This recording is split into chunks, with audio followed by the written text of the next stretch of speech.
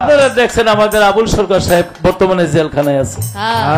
আমি আগের রাত্রে গাইছি, পরের রাত্রে গান ছিল তারই আমারই আসরে, আজকে গাইতে পারতেছে না।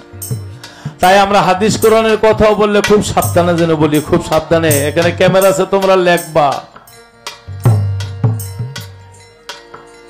আমরা গান গাই করিমানা কাম সারে না মদনে, প্রেম রসিকা হব কেমনে, প্রেম রসিকা হব কেমনে। এই গানের মধ্যে আছে চোর দিয়া চোর ধরা ধরি একই কারখানা। আমি যা জিজ্ঞেস করি তুমি বলো না, চোরেরা চুরি করে সাধুরা পলায় ডরে না। গানটা হবে সাধুরা চুরি করে চোরেরা পলায় ডরে। এই গানের আগামাতা হেরা বিশ্রে পাইব না। সময় গেলে সাধন হবে না। ওরে দিন থাকিতে দিনের কর্ম কেন করলি না, সময় গেলে সাধন হবে না। সবাই গায় দিন থাকিতে দিনের কর্ম না, গান তবে দিন থাকিতে তিনের কর্ম কেন করলি। এই গান আমরা নিয়ে আলোচনা করব। কিছু কিছু কথা হাদিস কোরআন নিয়ে বলতে গিয়া শেষ পর্যন্ত আমরা আজকে যে বাকিটার বলার নাই, আপনারা দোয়া করবেন। কালকেও মানববন্ধন হবে, আমরা নিঃশর্তে ভুলের ক্ষমা চাবো, ক্ষমা চাইও যাতে তারে মুক্তি করতে পারি, নাকি? তাই বলি বাবলি সরকার কিয়ামতের প্রশ্ন বলে আমার হয় না। আসতে আমি বলছিলাম কিয়ামত হয় নাই, কিন্তু নবী মেরাজে গিয়ে কিয়ামতের আলামত দেখিয়েছে। তো আগুন পানির তুফান উঠবে, যেদিনে ছাই হিসাব নিবে। আগুন পানির তুফান উঠবে, এ বিষয় তোর কোথায় রবে,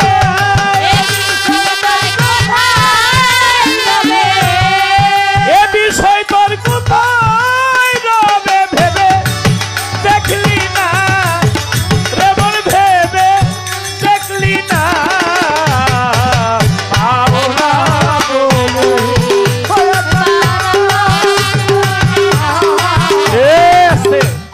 গানটা টান দিলাম এই জন্য, যেদিন এসে হিসাব নিবে আগুন পানির তুফান উঠবে, এক জায়গায় দাঁড়ায় থাকতে হবে 40,000 বছর। কতদিন? 40,000 বছর। লোহা হইলে আগুনে দিলে 1 ফিট গরম হইলে আরেক ফিট ঠান্ডা থাকে, আর তামা 1 ফিট গরম হইলে আরেক ফিট গরম হয়ে যায়। হাসরে মারতে হবে তামার, সূর্যটা থাকবে মাথার সোয়াত উপরে। এখন কোটি কোটি মাইল দূরে, চাপ দিলে সইতে পারি না। আর সোয়াত উপরে থাকবে, এইভাবে আপনি দাঁড়ায় থাকবেন 40,000 বছর। কেন দাঁড়ায় থাকবেন? হিসাব ওই মিলাইতে পারবো না। হ্যাঁ, 500 কোটি টাকা, 400 কোটি টাকা, 1000 কোটি টাকা গরিবের সম্পদ মাইরা খাইছে কে? দুদুকে ধরলেই হিসাব মিলাইতে পারে না, আর যেদিন আল্লাহ ধরবো হিসাব দিতে পারবেন না। এক জায়গায় 40,000 বছর দাঁড়ায় থাকতে হবে। হাসরের অর্থ হলো সাহারা। সাহারা শব্দের অর্থ মরুভূমি, 1 ফোঁটা পানি নাই, কিন্তু কান পর্যন্ত পানি হবে। সবার মগজ গলে সেদিন কান পর্যন্ত পানি হবে। 100 থেকে 170 হাদিস কোরআনের কথা। তাহলে গরিব মানুষের কাছে যখন যাইব হিসাব দাও, গরিব মানুষে বলবে আল্লাহ হিসাব দিব। কিসের হিসাব? আমাকে তো মালই দেন আল্লাহ। ফেরেশতারা আল্লাহ হিসাব দেয় না, হিসাব দেব। গরিবের আমি মাল দিছি, হিসাবটা দিব কিসের? তাই তো ওদের কোনো হিসাব নাই। এই জন্য আমার নবী বলেছে হাসরের মাঠে গরিব ধনীর চেয়ে 500 বছর আগে বেহেশতে যাবে। নবী বলে না ঈসা নবীর সাথে আমি থাকতে চাই, মুসা নবীর সাথে থাকতে চাই। নবী বলছে হাসরের মাঠে যেন আমি গরিবের সাথে থাকতে পারি। নবীর ঘরের সব সম্পদ দিয়া 3টা টাকা রাখতো। একটা সংসারের খরচ, দিনার না দিরহাম। একটা গরিব মিসকিন আলী যাতে খালি হাতে না যেতে পারে, একটা ঋণ দেওয়ার জন্য রাখেন। কোটি কোটি টাকা রাখেন, হিসাব দেওয়ার সময় বুঝা যাইবে।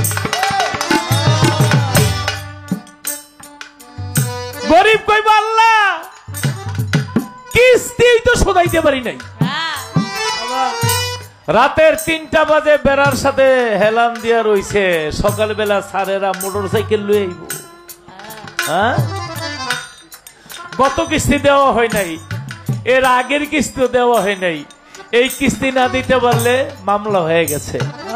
এই কিস্তির জন্য অনেকে বিষ খেয়ে ফাঁসি দিও মারা যায়। আল্লাহ গো, কিস্তিটা শেষ করতে পারি নাই। আল্লাহ বলবে, ফেরেশতা আমার বান্দারে জান্নাতে নিয়ে নাও, হিসাব লাগবে না। বলে কিভাবে? বলে বাইপাস রাস্তা দিয়ে। বাইপাস রাস্তা বোঝেন? পাতাইল্লা রাস্তা, সোজা পাতাল্লা রাস্তা দিয়া, বাইপাস রাস্তা দিয়া তাদেরকে জান্নাতে নিয়ে যাও। সম্পদের জন্য কাইদেন না। সম্পদ মালিক যতটুকু লিখেছে ততটুকু থাকবে। এতিমের হক যেন কেউ মাইরা না খায়, গরিবের সম্পদ যেন কেউ মাইরা না খায়। হিসাব দিতে পারবেন না। তাই যেদিনে সেই হিসাব নিবে, আগুন পানির তুফান উঠবে। এই বিষয় তোর কোথায় রবে ভেবে দেখলি না? সাইজি লালনের গান একবার ডাকরে শোনা মাওলা বলে। যাই হোক, হাসর কিয়ামতের গানটা কিছু আমি আংশিক বর্ণনা করলাম। এবার বাবলি সরকারের কাছে প্রশ্ন। আমার নবী মেরাজে গেলেন, প্রথমে আল্লাহ নূর, 2 তবা গাছের ফুল, 3 মনের গলার হার, 4 তারা, 5 ময়ূরিনী, 6 আদম ছবি বৃক্ষের ফুল, 7 আব্দুল্লাহ নাসিকায়, 8 মা আমেনার গর্ভে, 9 ভূমিষ্ঠলের পৃথিবীতে, 10 50 বছর 2 মাস 27 দিনে চলে গেলেন মেরাজে। মেরাজ থেকে নবী আসলেন হাসরের মাঠ নাকি আমি বলবো। তো নবীকে বললেন, নবী গো মেরাজে গিয়ে আপনি কি দেখলেন? নবী বললেন, কিয়ামতের বড় লক্ষণ দেখছি। বলে বড় লক্ষণ কি? বলেন না, দোজখ আল্লাহ দেখাইছে, বেহেশত দেখাইছে। সাহাবীরা বললেন, নবী গো বেহেশতের মধ্যে নারী বেশি না পুরুষ বেশি? বাবলি সরকার গলা টানা দিয়ে আমার দিকে চাইয়া রয়েছে যে কিটা জানি কই হালায়, কিটাই কইতেছি। নবী বললেন, জান্নাতের মধ্যে পুরুষ বেশি নারী কম। তা বললেন, দোজখের মধ্যে অবস্থা কি? বলে দোজখের মধ্যে পুরুষ কম নারী বেশি। আমি কাউকে ঠকানোর জন্য না, এটা সহিহ বুখারী শরীফ, হাদিস শরীফ। আমার প্রশ্ন থাকবে বাবলি সরকার, প্রথমে একটাই, দোজখের মধ্যে নারীর সংখ্যা বেশি কেন আর বেহেশতের মধ্যে নারীর সংখ্যা কম কেন?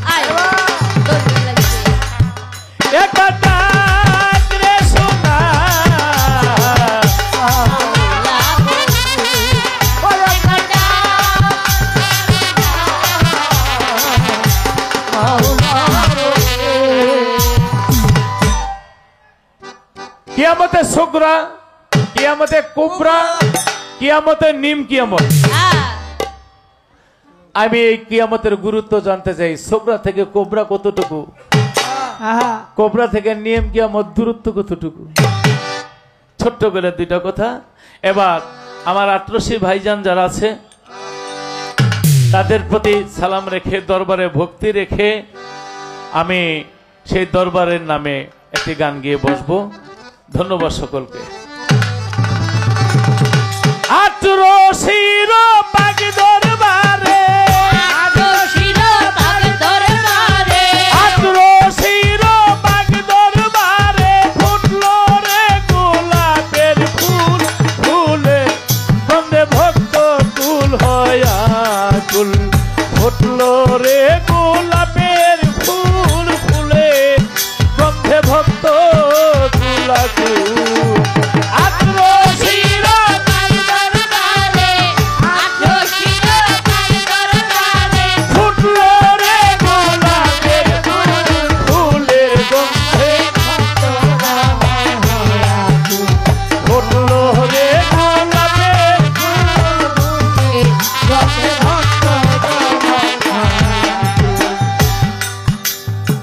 দিন আগে আত্রসী বাবার এক ভক্ত আমার একটা গোলাপ ফুল দাঁড়ায় রয়েছে রোডের মধ্যে, লতিফ ভাই ফুলটা নিয়ে দাঁড়ায় রয়েছে। আমি জানি আপনি দুপুরবেলা আমি সুইমিং এ গোসল করি না বানায়, আপনি এখানে আসবেন, আমি ফুলটা নিয়ে দাঁড়ায় রয়েছি।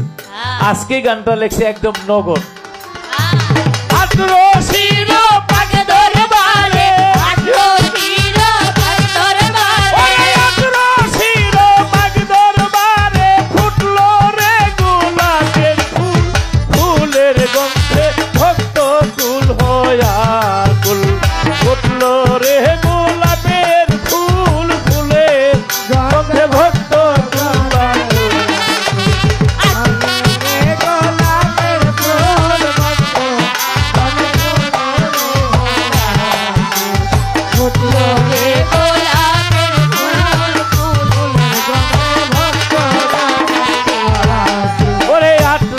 বাবা আল্লাহর ওলি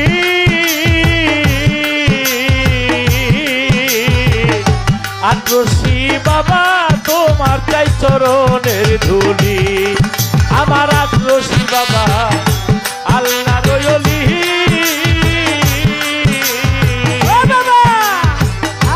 ভক্তগণে আটরশি বাবা চাই চরণের ধুলি ওরে পাইলে তোমার চরণ ধুলি পাইলে তোমার চরণ ধুলি পার হইব তুইও কুল ফুলের হতে ভক্ত কুলা হয়া কুল ফুটল রে গোলাপের ফুল ফুলের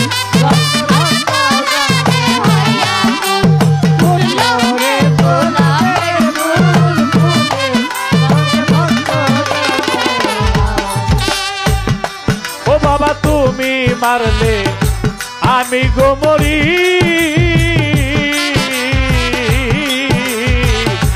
আমি যদি ডুইবা মরি বাবা কলঙ্ক তোমারি বাবা তুমি মারলে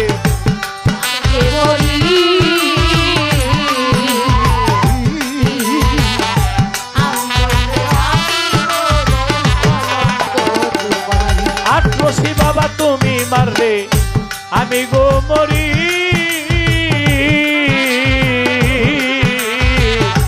আমি যদি ডুবে মরি বাবা কলঙ্ক তোমারি ওরে তুমি হও ভক্তের কান্ডারি তুমি হও ভক্তের কান্ডারি তুমি হও মঞ্জুর কান্ডারি তুমি হও আত্মারের কান্ডারি তুমি হও বাবা ভক্তের কান্ডারি ও কুলেতে দিও কুল ভক্তগণে ফুটল রে গোলাপের ফুল ফুটল রে গোলাপের ফুল ফুটল রে গোলাপের ফুল ফুলের গন্ধে ফুল সেরা হাসর নিদানে আটরশি বাবা ঠাই দিও তোমার ভক্ত ঠাই দাও চরণে করে ফুল ছেড়া হাসর ময়দানে